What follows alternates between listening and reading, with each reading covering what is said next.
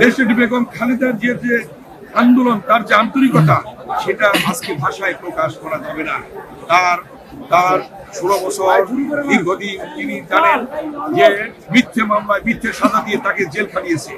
ন্যূনতম চিকিৎসার ব্যবস্থা তাকে দেওয়া হয় নাই এবং আওয়ামী লীগের চেয়ারম্যান মেম্বার তারা চিকিৎসা পেয়েছে, কিন্তু বিএনপির চেয়ারপারসন, 3 বার প্রধানমন্ত্রী, বীরুত্তমের উত্তরসূরি, একজন বীরুত্তমের স্ত্রী, একজন সেনা প্রধানের স্ত্রী, একজন রাষ্ট্রপতির স্ত্রী হিসাবে 3 বারের প্রধানমন্ত্রী ন্যূনতম চিকিৎসার ব্যবস্থা করেন না, কারণ তাকে সমর্পণের মাধ্যমে হত্যার উদ্দেশ্য ছিল, সেটি আজকে হয়েছে।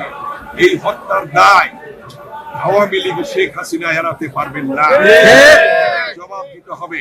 এবং আজকে কি প্রমাণ হয়েছে, তার জানা যায় যে কোটি মানুষের উপস্থিতি এটাই প্রমাণ করে দেশটি বেগম খালেদা জিয়া ছিলেন ঐক্যের প্রতীক। দেশটি বেগম খালেদা জিয়া ছিলেন স্বাধীনতা সার্বভৌমত্বের অতন্ত্র প্রহরী।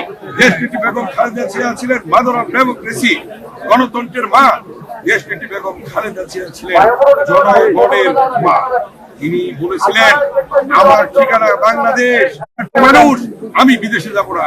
কিন্তু অনেকেই বিদেশে পালিয়ে গেছে, এই মাটি ছেড়ে যাননি। যার জন্য বিএনপির ভারপ্রাপ্ত চেয়ারম্যান জনাব তারেক রহমানকে কিভাবে নির্যাতন করেছে, নিপীড়ন করেছে আপনারা জানেন। তাকে নির্যাতন নিপীড়নের মধ্য দিয়ে তাকে চিকিৎসার জন্য সে বাইরে যেতে হয়েছিল, জামিন নিয়ে তিনি বাইরে চিকিৎসার জন্য যে রাজপথে প্রধান হয়েছে। তারপরে আপনারা জানেন আজকে জনাব তারেক রহমান তিনি দেশে এসেছেন, দেখেছেন অভূতপূর্ব সারা বাংলাদেশ অনেক তারা গ্রহণ করে নিয়েছে।